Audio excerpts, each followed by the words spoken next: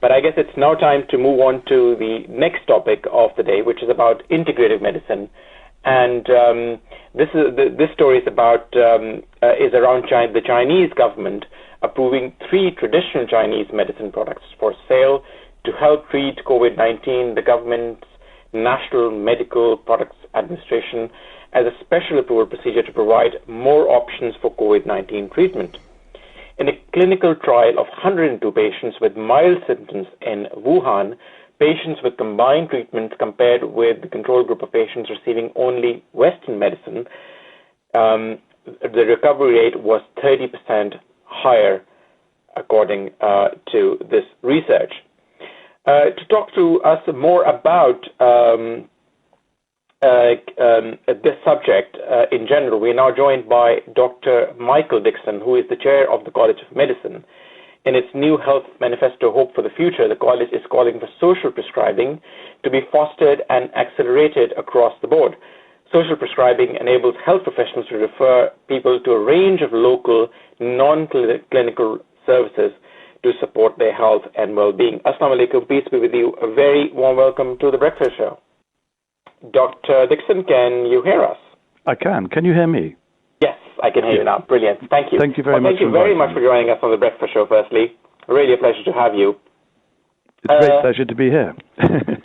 For people who do not understand the term integrative medicine, can you tell us what that actually means and why is that important?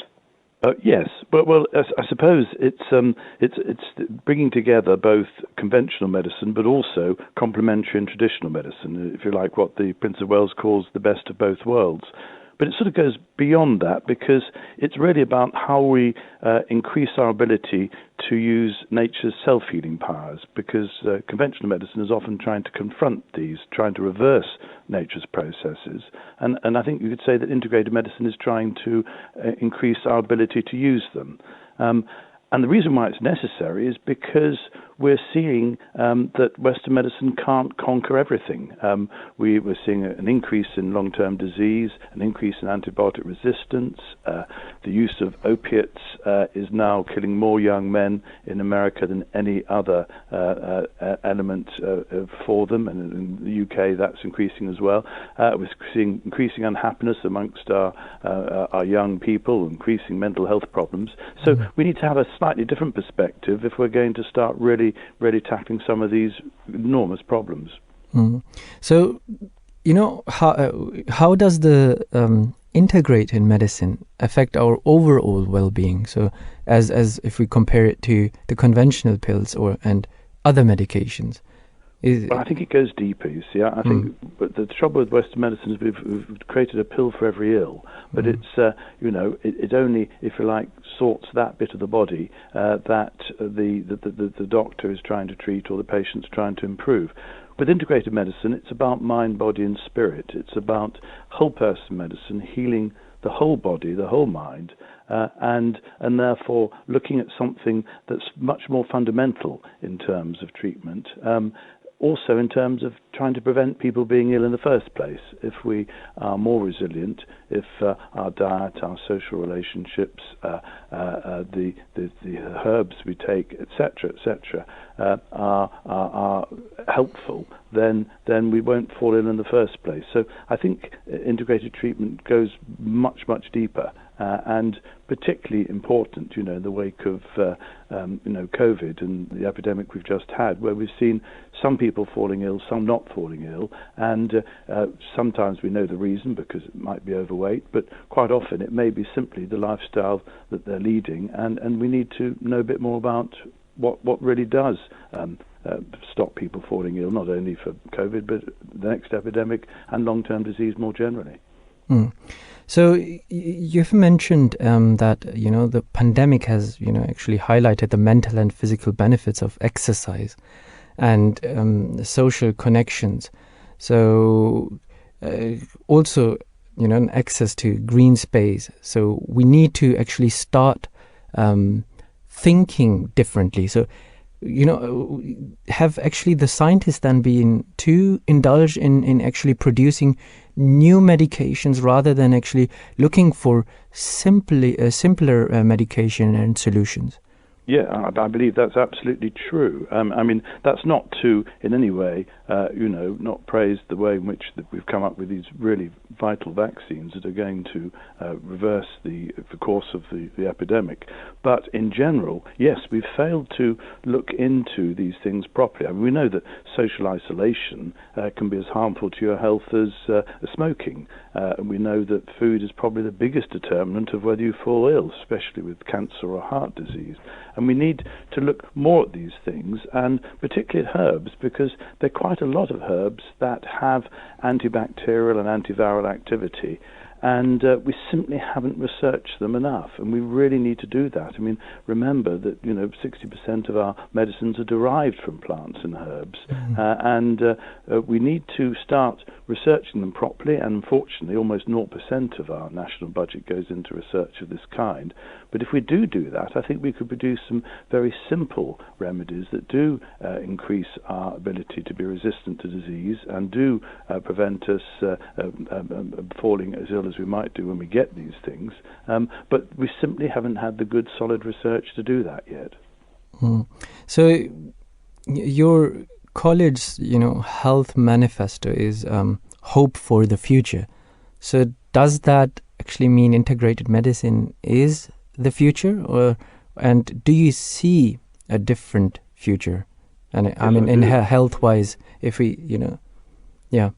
I certainly do. I mean, everlastingly there's a call for more doctors, nurses and hospitals and money, but that's not going to happen. We need to create a sustainable health system where people are more able to keep well, where they're more able to help themselves when they are ill and shown how to, and where we keep the forces of technology only for when we absolutely need them. But at the moment, we are, as I said before, we're producing a pill for every ill, and we're front-loading the system with biomedicine, when in fact we should only be falling back on biomedicine when everything else has failed. So I think, yes, I think we do need a totally new way of thinking. I think you could call it sort of almost power to the people in terms of medicine. We need to arm people to be able to make themselves more resilient to disease and also better able to deal with it when they get it.